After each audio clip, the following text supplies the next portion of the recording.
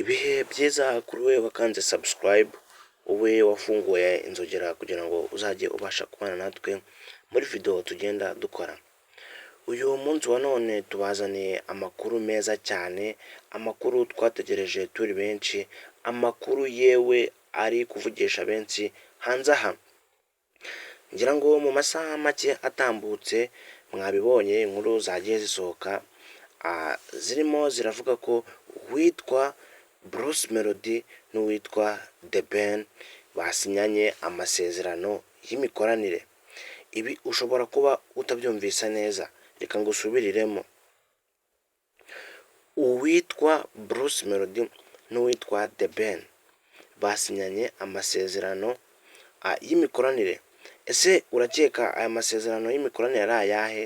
Ese urakeka imikoranire yabo igamije kuki, ishingiye kuki, bagiye gukorana ibiki? Ese ni ibiki by'ingenzi bigiye kwibandwaho? Muri iki kiganiro nibyo ngiye kukugezaho mu buryo burambuye.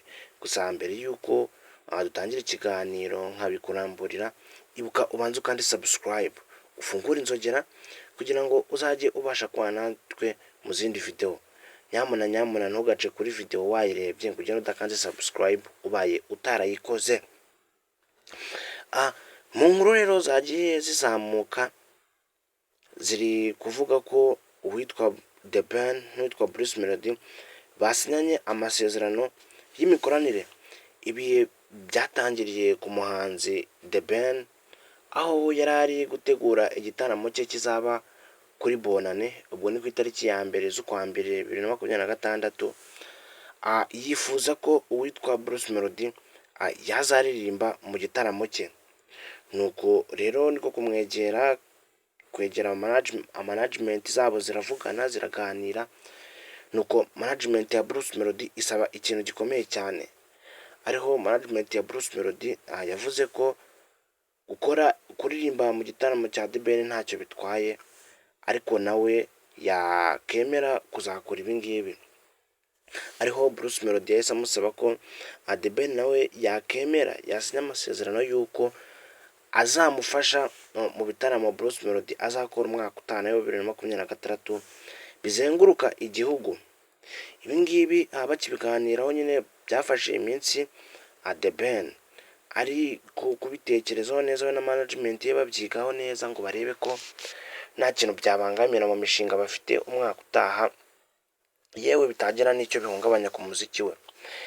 Ibi rero ni nyuma yo kubyigaho yaje gufata umwanzuro, yemera ko yazakorana na Bruce Melody.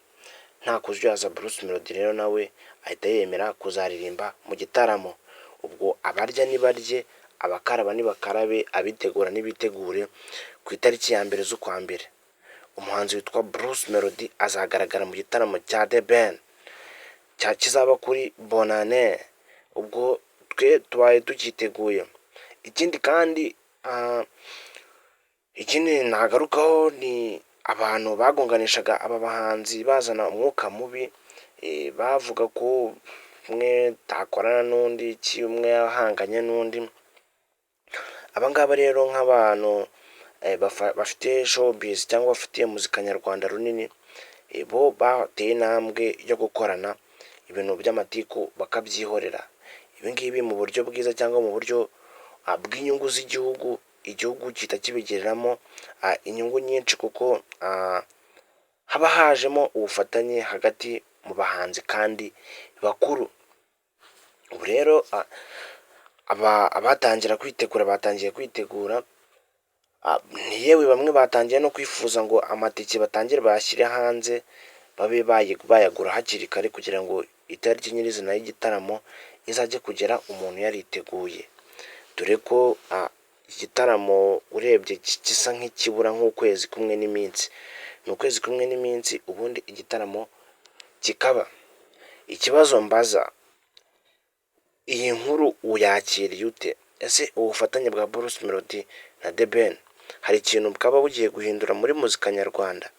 Ese aba bahanzi bo ubwabo nibafatanya, niki kizahinduka muri muzika nyarwanda? Jya muri comment utubwire, ese urabona bufatanye bwabo hari ikintu buzakemura muri uyu muziki wacu nyarwanda. Nk'abantu benshi turi kubireba turabona bishobora kongeramo akantu k'agasukari. Rero aya makuru ni ahangaha tubaye tuyasubikiye, gusa icyo nakwibutsa aho utarakanda subscribe, ukanda subscribe ugafungura inzogera kugira ngo uzajye ubasha kubana natwe mu zindi video. Wumvishe aya makuru ari icyo akumariye, ibuka unasharinge.